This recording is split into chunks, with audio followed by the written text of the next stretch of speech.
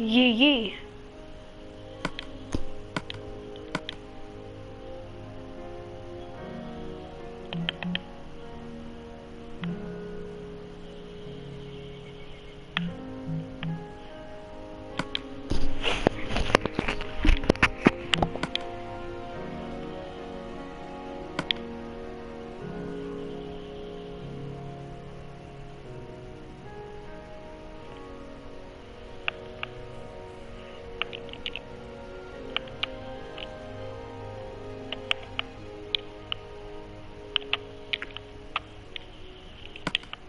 This one's looking pretty empty, eh?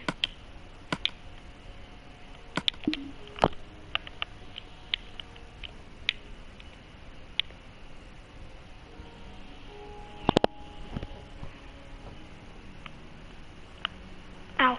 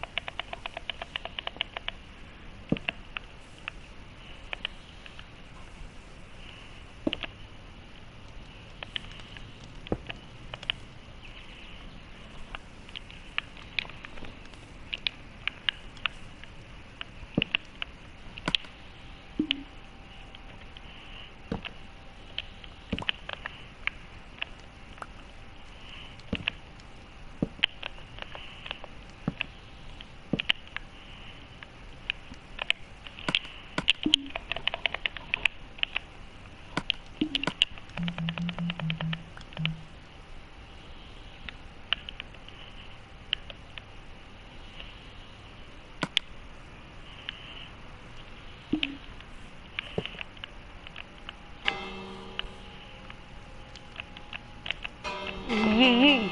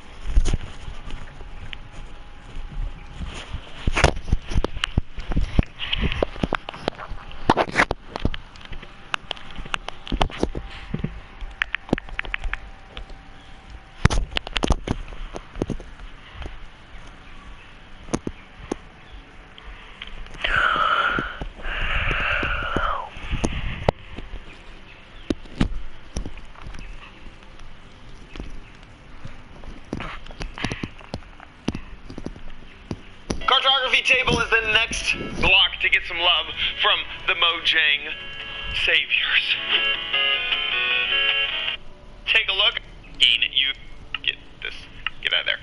Then next you're going to put down at least 3 sugarcane to get 2 paper from that, and then you're going to put down 2 planks and 2 paper on top of that. And this can be kind of anywhere in your crafting table. It doesn't have to be up there in the upper corner, but that is how you make yourself a cartography. The graphical user interface, or GUI. It's very gooey. So before you get started with the cartography table, you do need to make yourself a map. And how do you do that? First, let's make up all of the rest of our paper with our sugar cane. We can put that sugar cane away, so we got some paper. And now you're going to need to make some compasses, okay? And that requires iron ingots in a little diamond pattern with a redstone dust.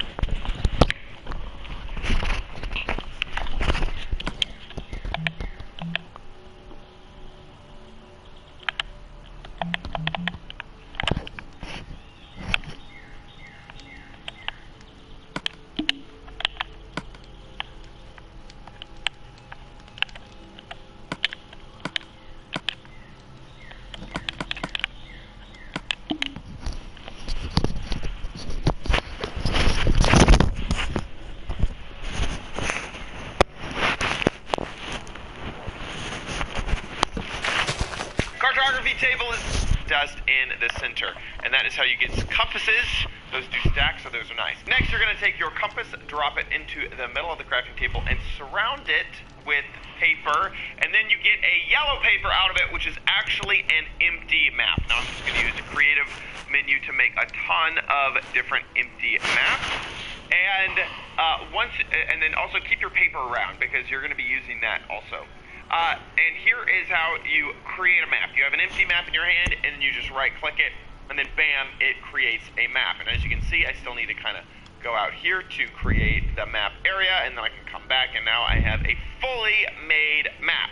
Now, this cartography table will help you do different things with this map. And the old way is actually still functionable, so I just kind of want to show you, in the past, if you wanted to duplicate a map, you would take one map and an empty map and put it into the crafting recipe, and you can kind of double up or triple up whatever copy of that map, or you can just make a single copy, and now you have 2 versions of the exact same map. There is nothing different about those, and if one map's not updated, the other one can get updated. Now this is pretty zoomed in, as you can see, and you can zoom that out by dropping your map into the crafting table and surrounding it by paper. Once again, this is the old way of doing things. The cartography table gets rid of all this, but I just wanted to show you that it has functionality built into kind of what we've always been able to do with maps. So now you can see this is kind of the same map, except it's zoomed out. And the location is a little bit different, because that's how map chunks work. Is the location when it zooms out. It's not always going to be in the center. Sometimes it might be in a corner or something like that. Now that we know how to do that, I'm going to get rid of this zoomed out map, get out of here, and we have our original map that we made. If we can just shift click this into the cartography table, or you can click it and drag it up into the top slot. The bottom slot does not work for a map. It only works for things you add to a map. And as you can see by the user interface, you take a map, you add something to the map, and then you get something out of the map. Now, remember before, whenever we duplicated a map, you put it into the crafting table with a blank map. So if we take just another empty blank map, put it in there, you can see what's going to happen. We're going to duplicate our map, and just like before, we have the exact same map, just 2 of them. And you can even see the map ID when I hover over. Hasn't changed. It's still map ID number 10. Now, if you want to zoom out, remember before you would take blank paper, or just paper can't. You would take paper and you would surround a map. Now you only just need a single bit of paper, and you can see that the GUI will show you that it's going to zoom out so you can see more of the map. Once again, we pull that out, and it's the map that we had before, which was zoomed out, and we can load out this area if we want, and they're very similar. It's all the exact same thing. Now, I will say that there is a little bit of bugginess right now in snapshots. like when I drop this in and I drop in a piece of paper, it should say scaling 2 to 1 instead of 1 to 1 underneath the ID.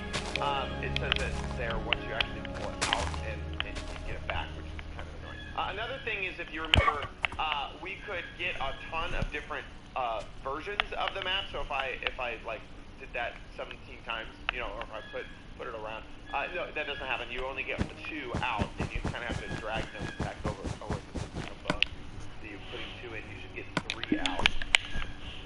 Oh, weird. It left 1 in. Okay, yeah. See, so it's a little bit different than. I put 3 in. I get 2 out. I leave 2 in. Okay, that's very.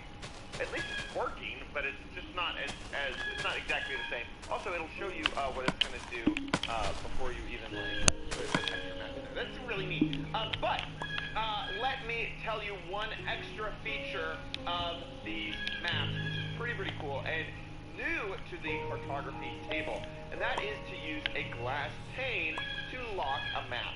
And this does not work with any colored glass panes. It's only the pure clear glass pane. So we have this map. We're gonna just go ahead and drop it in. Get a ton of different versions of the map. So if I like did that 17 times, you know, or if I put it around, no, that doesn't happen. You only get 2 out, and you kind of have to drag them back over. Oh, wait, this looks like above. So you're putting 2 in, you should get 3 out. Oh, weird. It left 1 in. Okay, yeah. See, so it's a little bit different than.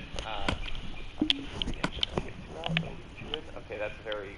At least it's working, but it's just not as it's not exactly the same. Also, it'll show you what it's going to do before you even like put an extra map in there. That's really neat. But let me tell you one extra feature of these maps, which is pretty cool and new to the cartography table, and that is to use a glass pane to lock a map.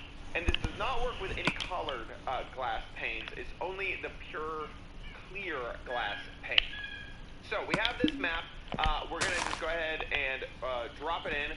And this is the one that we were originally working with. Let me get, okay, get out of here. And actually, let me duplicate that using the creative pick click. And so we have our original map. And just to remind you, this is what it looks like. We're going to drop that in there, and then instead of paper or an empty map, we're going to take a glass pane, and you can see that there's a little lock symbol that shows up. This is brand new. It does not work with any colored glass panes, so you can't do that. It just needs to be normal glass. And then you get it out, and now this is... wait, what?